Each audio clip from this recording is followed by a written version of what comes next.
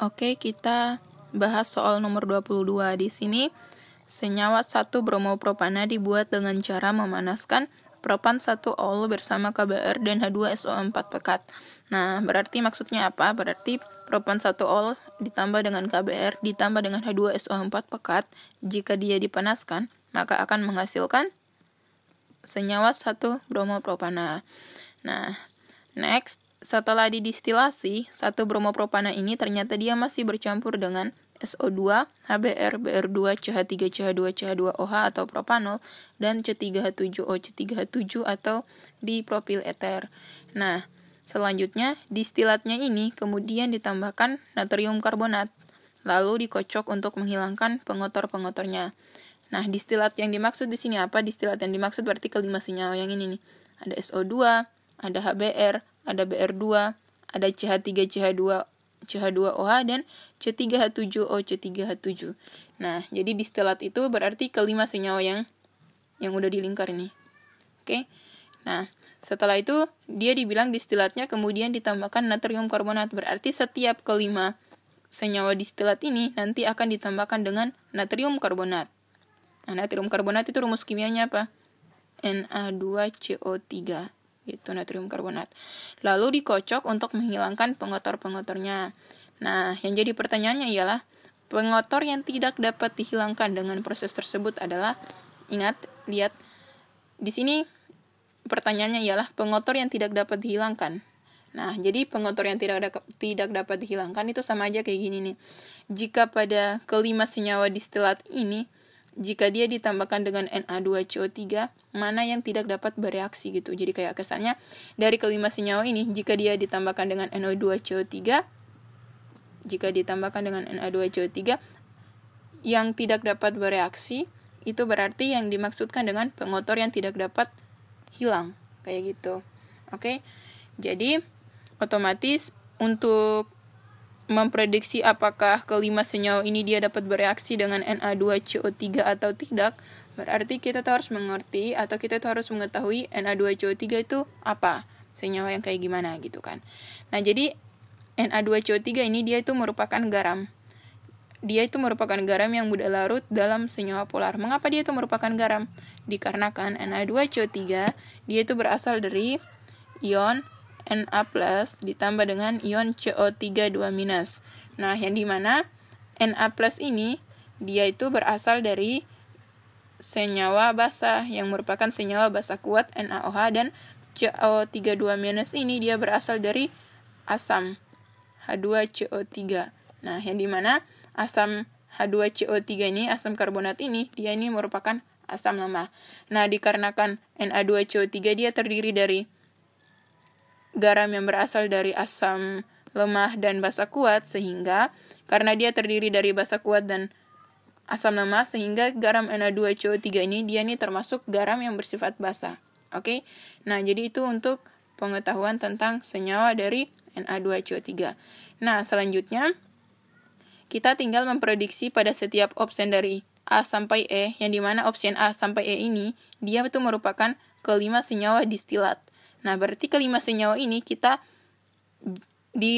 mereaksikan atau kita tambahkan kelima senyawa ini dengan Na2CO3. Nah, setelah itu kita prediksi apakah senyawa itu dia dapat bereaksi atau tidak, kayak gitu. Nah, kita lihat pada senyawa dari A sampai E. Dari senyawa A sampai E ini terdapat senyawa yang pada opsi E, dia itu merupakan senyawa eter, C3H7O, C3H7.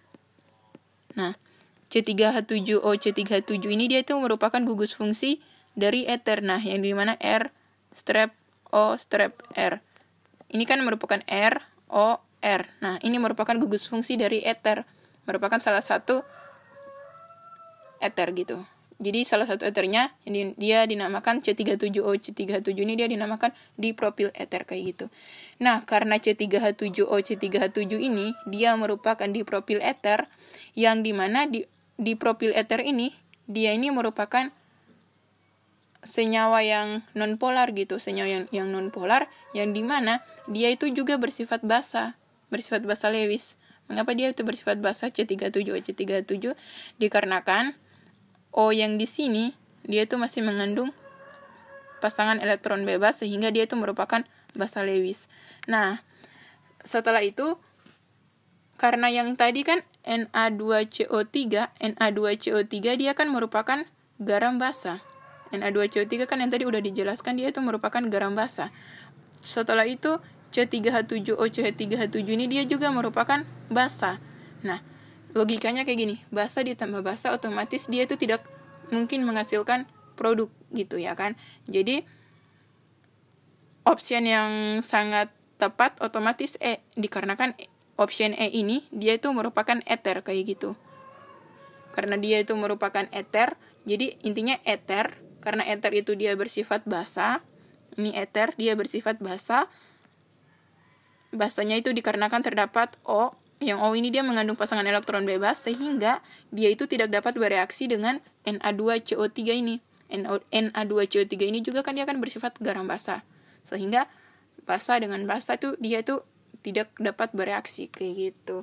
Jadi optionnya yaitu E. Jadi pengotor yang tidak dapat dihilangkan dengan proses yang ini ya otomatis E. Sedangkan Na2CO3 ini dia itu pasti sangat bisa, dia itu Na2CO3, dia itu dapat bereaksi dengan senyawa yang dari A sampai D gitu.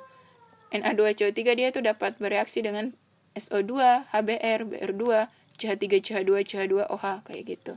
Ini kayak gini. Na2CO3 ditambah dengan SO2 dia menghasilkan Na2SO3 ditambah CO2.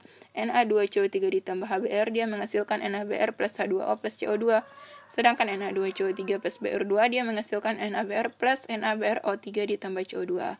Nah, selanjutnya Na2CO3 jika dia ditambahkan dengan propanol dia akan menghasilkan CH3, CH2, CH2ONa. Ini seharusnya N-nya besar. Ditambahkan dengan CO2 dan H2O. Nah, setelah itu dia sini dia bilang dari pengotor yang tersisa dapat bereaksi dengan Na2CO3. Jadi kayak gini, semuanya ini dia dapat bereaksi dengan Na2CO3 kecuali ether. Nah, jadi kemungkinan ether itu dia yang masih tertinggal sebagai pengotornya kayak gitu. Oke, cukup sekian untuk penjelasan nomor 22.